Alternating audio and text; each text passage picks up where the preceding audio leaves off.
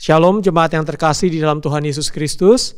Kita bersyukur pada hari ini kita boleh memasuki satu tahun yang baru di dalam penanggalan Chinese. Hari ini kita merayakan tahun baru Imlek. Itu berarti kita sudah mengalami kembali kebaikan Tuhan di sepanjang satu tahun yang lalu. Dan saya yakin dan percaya bahwa kebaikan Tuhan akan terus menyertai kita. Mari bersama-sama kita akan menaikkan pujian kepada Tuhan. Kita menyadari bahwa kita ada sampai hari ini karena kemurahan Tuhan.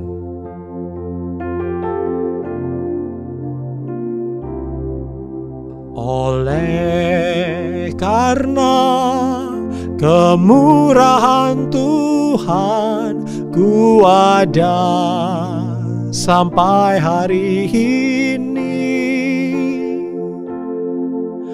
Oleh karena kebaikan Tuhan, janji-Mu terjadi di bagiku.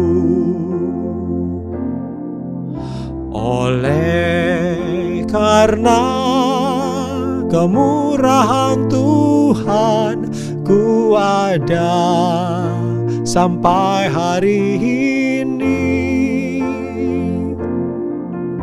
Oleh karena kebaikan Tuhan, janji-Mu terjadi bagiku.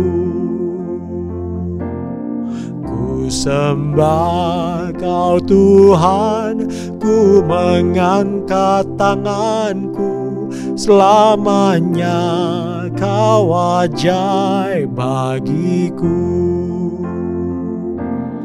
Ku sembah Kau Tuhan, ku mengangkat wajahku, selamanya Kau hebat bagiku.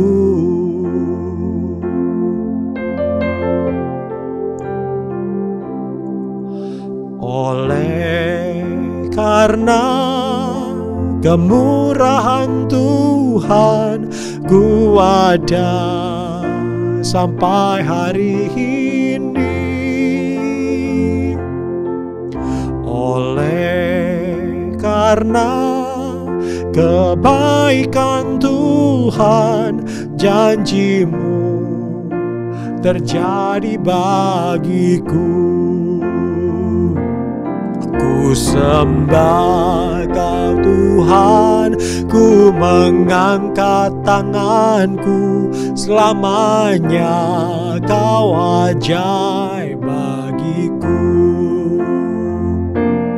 Ku sembah Kau Tuhan, ku mengangkat wajahku, selamanya Kau hebat bagiku.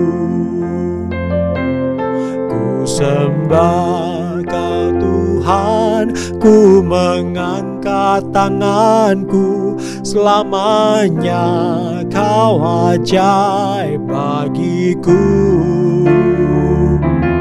Ku sembah Kau Tuhan, ku mengangkat wajahku, selamanya Kau hebat bagiku. Selamanya Kau hebat bagiku. Selamanya Kau hebat bagiku.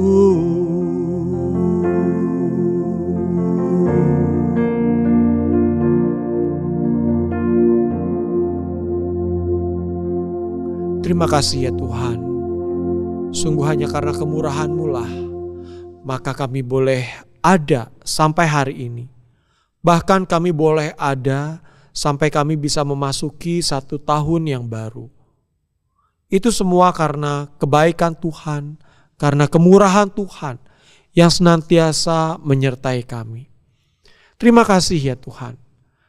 Kami mau menjalani tahun ini bersama dengan Tuhan. Untuk itu kami membutuhkan penyertaan-Mu. Firman-Mu kembali akan kami renungkan bersama-sama. Karena firman itulah yang akan menjadi sumber penuntun kekuatan di dalam kami menjalani hidup kami bersama dengan Engkau. Terima kasih ya Tuhan. Di dalam nama Tuhan kami Yesus Kristus kami berdoa. Amin. Pada saat ini kita juga mau menaikkan sebuah pujian. Pujian dengan judul Nyatakan Kasih. Lagu ini mengisahkan tentang ada kasih yang datang dari surga. Kasih yang sempurna yang Tuhan mau berikan kepada kita. Dan kita dipanggil untuk menyatakan kasih itu kepada sesama kita. Bersama-sama kita akan nyanyikan pujian ini.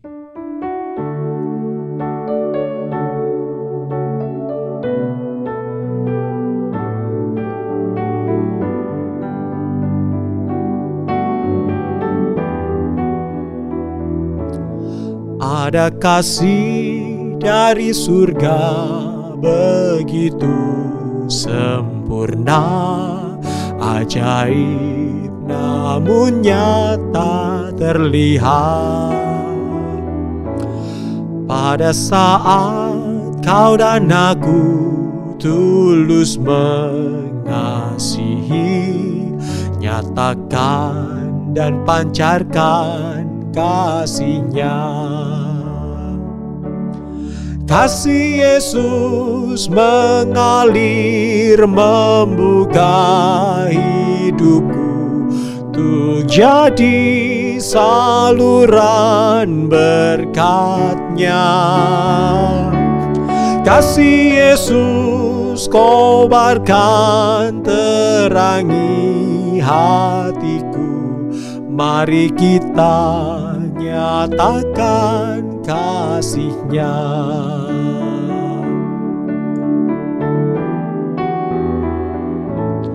Ada kasih dari surga begitu sempurna, ajaib namun nyata terlihat. Pada saat kau dan aku tulus mengasihi, nyatakan dan pancarkan kasih-Nya. Kasih Yesus mengalir membuka hidupku untuk jadi saluran berkat-Nya. Kasih Yesus kobarkan terangi hatiku. Mari kita nyatakan kasih-Nya. Kasih Yesus mengalir membuka hidupku untuk jadi saluran berkat-Nya. Kasih Yesus kobarkan terangi hatiku. Mari kita nyatakan kasih-Nya. Mari kita nyatakan kasih-Nya.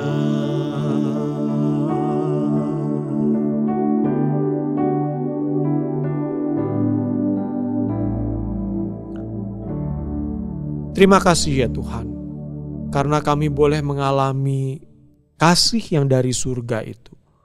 Kasih yang memulihkan hidup kami. Kasih yang membebaskan kami dari belenggu dosa. Kasih yang boleh kami alami dari hari ke hari. Karena Tuhan yang mengasihi kami adalah Tuhan yang menyertai kami. Kami akan mendengarkan kebenaran firman-Mu. Tuhan tolong kami untuk kami boleh menerima kebenaran itu. Sekaligus kami boleh dikuatkan oleh kebenaran firman Tuhan. Di dalam nama Tuhan Yesus kami berdoa. Amin. Jemaat, pada hari ini saya mau mengajak kita membaca dari Injil Lukas pasalnya yang ke-10 ayat ke-3. Demikian firman Tuhan. Pergilah Sesungguhnya aku mengutus kamu seperti anak domba ke tengah-tengah serigala. Kembali saya bacakan, firman Tuhan berkata, pergilah, sesungguhnya aku mengutus kamu seperti anak domba ke tengah-tengah serigala. Lagu yang tadi kita nyanyikan mengajak kita untuk kita itu sadar bahwa kasih Yesus mengalir di dalam kehidupan kita, membuka kehidupan kita supaya kita menjadi saluran berkat-Nya. Lagu itu juga mengajak kita bahwa untuk kita senantiasa mengasihi Tuhan, mengasihi sesama kita dengan tulus. Itulah panggilan setiap kita, murid Kristus, pelayan-pelayan Tuhan. Kita dipanggil untuk mengasihi Tuhan. Kita dipanggil juga untuk mengasihi orang-orang yang ada di sekitar kita. Kita mengasihi dengan tulus, dengan kasih yang Tuhan berikan kepada kita. Tetapi menyatakan kasih Tuhan kepada orang di sekitar kita itu bukanlah perkara yang mudah.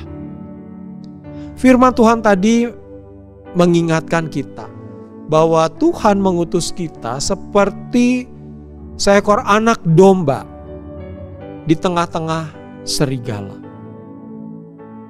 Anak domba adalah binatang yang lemah, binatang yang tidak mempunyai kemampuan untuk membela dirinya, binatang yang sangat mudah untuk dijebak, untuk diperdaya, sangat mudah untuk dimangsa. Sementara serigala adalah hewan yang ganas, hewan yang buas, hewan pemangsa, dan juga hewan yang cerdik, hewan yang licik. Dia bisa menipu korbannya, sehingga akhirnya korbannya itu tidak sadar, lalu akhirnya masuk di dalam perangkapnya dan menjadi santapannya. Anak domba ini adalah menggambarkan kehidupan kita sebagai pelayan-pelayan Tuhan, sebagai anak-anak Tuhan. Kita dipanggil untuk hidup dengan tulus, kita dipanggil untuk hidup dengan penuh kejujuran di dalam menjalani kehidupan kita. Tidak ada tipu muslihat. Kita dipanggil untuk menjalani kehidupan ini dengan kebenaran, dengan ketulusan hati, dengan kerendahan hati. Dan ketika kita melayani Tuhan pun, itulah yang Tuhan inginkan. Kita tidak dipanggil untuk menjadi orang-orang yang sombong. Kita tidak dipanggil untuk menjadi orang-orang yang menunjukkan kehebatan diri kita. Bukan. Tetapi kita dipanggil dengan segala kondisi yang kita ini memang terbatas. Yang mau kita tunjukkan adalah kekuatan dan kehebatan Tuhan. Tetapi itu bukan perkara yang mudah. Karena dunia di mana kita diutus adalah dunia yang seperti serigala. Dunia yang begitu penuh dengan kelicikan. Dunia yang penuh dengan kejahatan. Dunia yang penuh dengan kebencian. Dunia yang penuh dengan tipu daya.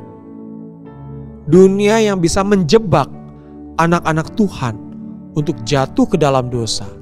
Bahkan untuk meninggalkan Tuhan. Itulah kondisi dunia yang mengerikan.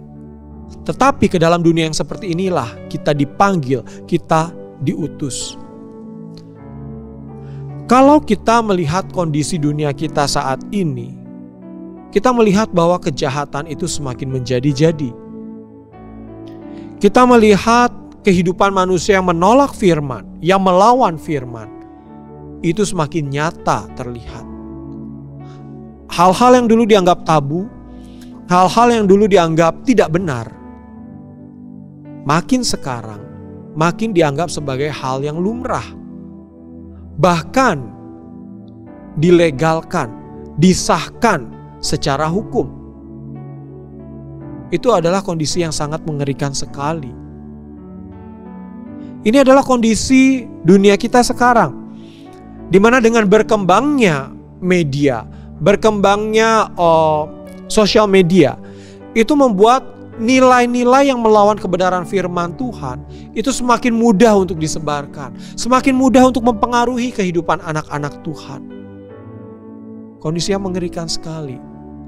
Dengan berkembangnya AI, di satu sisi itu bisa menjadi hal yang sangat membantu kita. Tetapi di sisi lain, itu membuat anak-anak sekarang menjadi semakin malas. Anak-anak tidak lagi mau mengalami proses untuk belajar.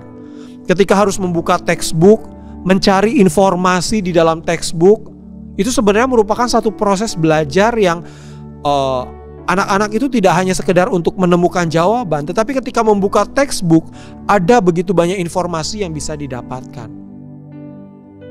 Tetapi apa yang terjadi sekarang? Dengan kemudahan AI, ya, anak-anak dengan mudah untuk mencari jawaban dari soal-soal yang diberikan kepada mereka di sekolah. Lalu mereka tidak lagi mau menjalani proses belajar. Bahkan mereka mungkin tidak perlu membaca apa yang dijelaskan oleh AI itu, mereka tinggal copy lalu tinggal di paste di dalam tugas-tugas mereka. Ini adalah kondisi yang tentu merusak kehidupan generasi muda mendatang. Ya, saya bersyukur bahwa ada negara-negara tertentu di Eropa yang akhirnya kemudian mereka mulai meninggalkan gadget itu untuk dipakai di dalam dunia pendidikan. Anak-anak kembali dibawa kepada membuka textbook, buku yang real. Karena apa? Karena gadget itu bisa dengan mudah untuk mendistract atau mengganggu fokus belajar anak-anak. Sekaligus gadget itu juga bisa dengan begitu mudah untuk menyebarkan nilai-nilai yang tidak benar di dalam kehidupan anak-anak. Itulah kondisi dunia kita sekarang. Kita dimanjakan dengan budaya instan yang sebenarnya akhirnya itu tidak membentuk kita, tetapi itu justru merusak karakter kita, itu merusak kehidupan kita. Kita tidak lagi mau menjalani proses. Padahal sebagai anak-anak Tuhan, ketika kita dipanggil untuk mengikut Kristus, yang Tuhan mau adalah proses.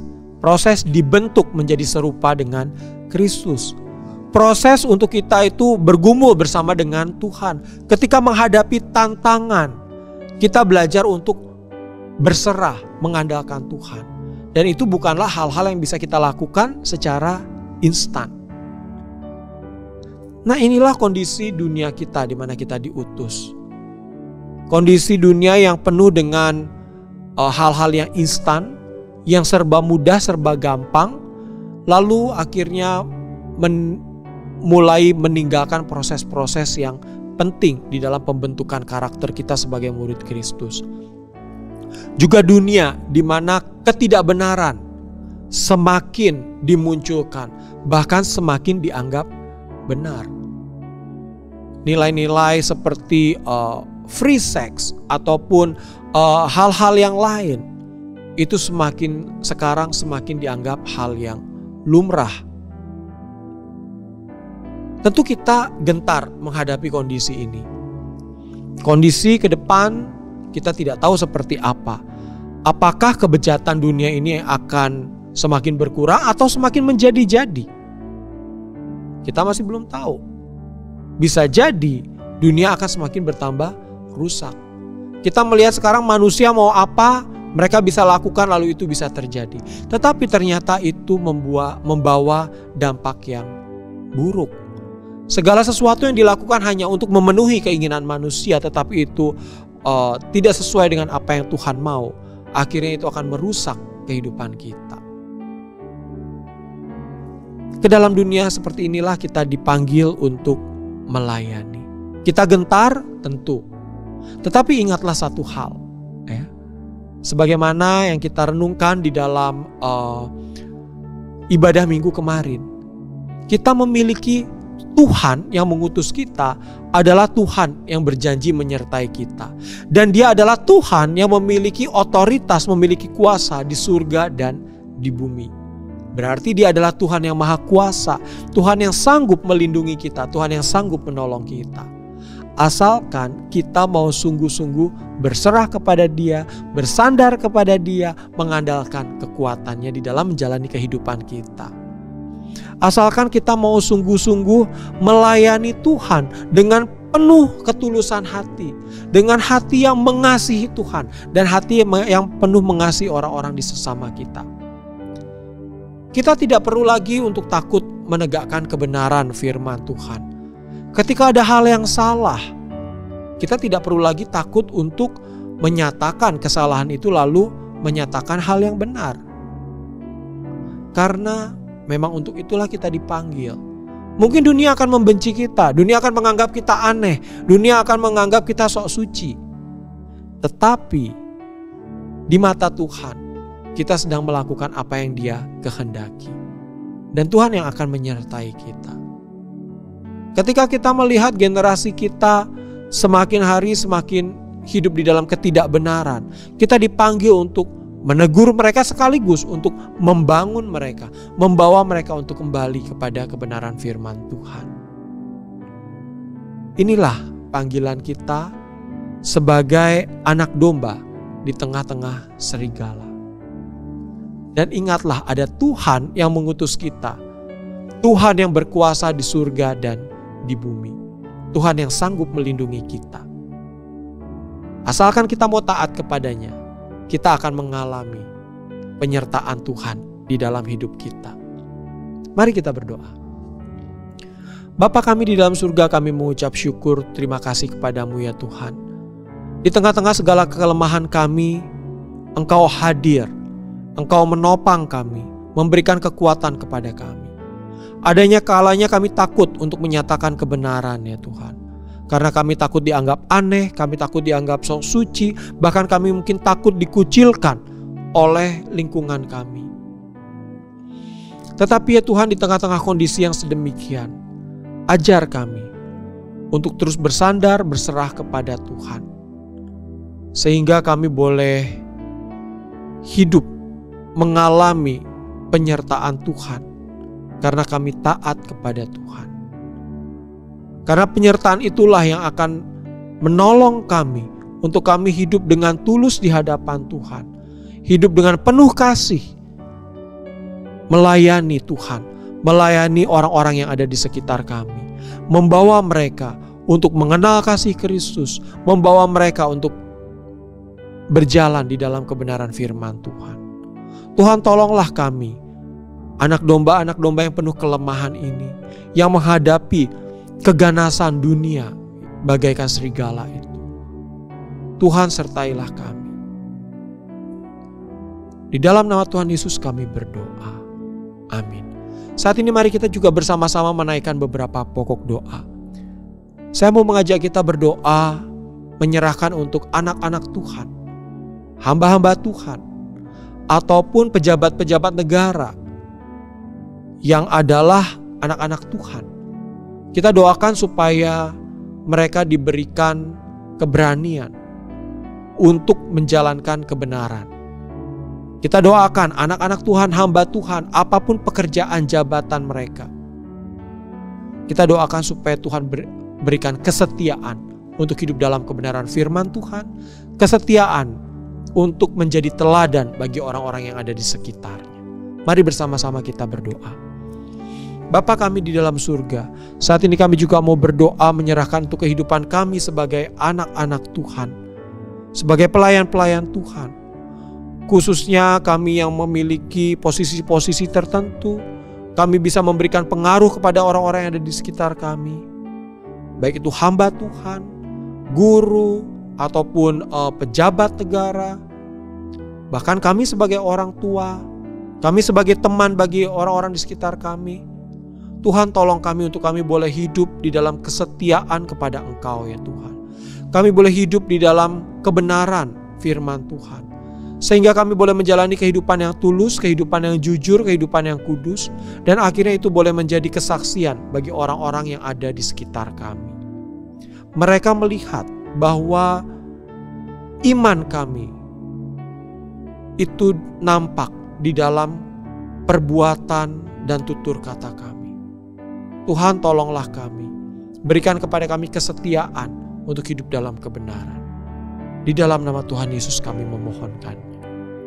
Mari saat ini kita juga berdoa, menyerahkan untuk generasi muda di gereja kita, di negara kita, supaya Tuhan yang menolong generasi muda ini untuk boleh kembali kepada kebenaran firman Tuhan. Kita doakan di gereja kita ada sekolah minggu, ada remaja, ada komisi pemuda. Biarlah itu semua boleh dipakai untuk menolong generasi muda di gereja kita hidup di dalam jalur yang Tuhan kehendaki. Mari kita berdoa. Bapa dalam surga, kami saat ini mau berdoa menyerahkan untuk generasi muda di gereja kami, di Pulau Bali ini, bahkan di negara kami. Kami rindu melihat generasi muda ini boleh dimenangkan ya Tuhan. Tuhan yang boleh menolong mereka melalui pelayanan yang ada di gereja kami misalnya. Pelayanan anak, pelayanan remaja, pelayanan pemuda, itu boleh menuntun generasi muda ini untuk hidup di dalam kebenaran firman-Mu ya Tuhan. Melalui perenungan-perenungan firman yang diberikan, melalui interaksi di antara pemuda atau remaja atau anak-anak yang satu dengan yang lain, mereka boleh mengalami interaksi yang saling membangun, saling menguatkan. Iman mereka boleh diperkuat, sehingga kelak anak-anak muda ini boleh terus bertumbuh menjadi anak-anak yang takut akan Tuhan. Terima kasih ya Tuhan. Kami menyerahkan juga untuk para hamba Tuhan, para pembimbing generasi muda di gereja kami. Tuhan sertailah mereka. Pakailah mereka menjadi teladan-teladan yang baik bagi generasi muda ini. Terima kasih ya Tuhan. Dalam nama Tuhan Yesus kami berdoa. Amin. Mari kita juga mau berdoa untuk gereja kita. Pada tanggal 2 akan ada rapat anggota tahunan. Kita mau berdoa supaya melalui rapat anggota tahunan ini kita bersama-sama boleh melihat perjalanan gereja ini di sepanjang tahun 2025. Juga akan ada KKR misi, dan bulan Februari ini merupakan bulan misi. Ada beberapa kegiatan misi, baik itu tadi KKR misi, juga akan ada kursus berkenaan dengan penginjilan. Mari bersama-sama kita mendoakan event ini. Biarlah bulan misi ini boleh menggerakkan setiap kita sebagai jemaat Tuhan. Kita mau bermisi, kita mau menjalankan misi Allah dalam kehidupan kita. Membawa semakin banyak orang untuk mengenal Tuhan, mengalami kasih Tuhan. Mari bersama-sama kita berdoa. Bapa kami di dalam surga, kami mau berdoa bagi gereja-Mu di tempat ini. Kami mau berdoa untuk rapat anggota tahunan yang akan dilaksanakan pada hari Minggu tanggal 2 secara serentak di gereja pusat maupun di pos-pos PI ataupun di ECS. Tuhan tolong sertailah melalui rapat anggota tahunan ini kami boleh bersama-sama melihat perjalanan ke depan gereja ini di tahun 2025. Lalu kami juga boleh bersama-sama berbagian di dalam pelayanan yang akan Tuhan percayakan kepada kami untuk kami lakukan. Kami berdoa menyerahkan juga untuk setiap program yang sudah disusun. Biarlah semuanya itu nanti boleh terlaksana seturut dengan apa yang Tuhan kehendaki boleh terjadi di gereja ini. Saat ini kami juga mau berdoa ya Tuhan, menyerahkan untuk bulan misi di bulan Februari ini. Akan ada KKR misi. Tuhan tolong, Tuhan sertai, sehingga melalui KKR misi ini kami boleh bersama-sama didorong, dibangkitkan, digerakkan untuk menjalankan misi Allah di ladang yang sudah Tuhan percayakan kepada kami. Setiap kami jemaat Tuhan bersama-sama boleh digerakkan untuk melayani Tuhan, mewartakan kasih Tuhan kepada orang-orang di sekitar kami. Tuhan pakailah juga untuk hamba-Mu Bapak Pendeta Johan yang akan menjadi pembicara. Tuhan urapilah dia, Tuhan pakai dia untuk menyampaikan kebenaran firman Tuhan. Sehingga kebenaran firman Tuhan itu boleh menggerakkan setiap kami untuk mau dipakai menjadi pelayan-pelayan Tuhan. Menyatakan kasih Tuhan kepada dunia yang penuh dengan kebencian ini. Kami juga mau berdoa menyerahkan akan ada acara kursus penginjilan. Tuhan tolong kami supaya kami juga boleh berbagian di dalamnya. Bersama-sama kami akan diperlengkapi, kami belajar bagaimana kami bisa menyampaikan warta baik Injil Tuhan kepada orang-orang di sekitar kami. Tuhan, kami berdoa biarlah bulan misi ini boleh menjadi momen di mana kami terus diingatkan, kami terus didorong, digerakkan untuk menjalankan tugas kami sebagai pekerja-pekerja Kristus yang menyatakan misi Allah, memberitakan kasih Tuhan kepada orang-orang yang membutuhkan. Terima kasih ya Tuhan, terima kasih. Inilah doa sembahyang kami, dan kami terus memohonkan supaya Tuhan menyertai kami di sepanjang tahun yang baru yang akan kami jalani.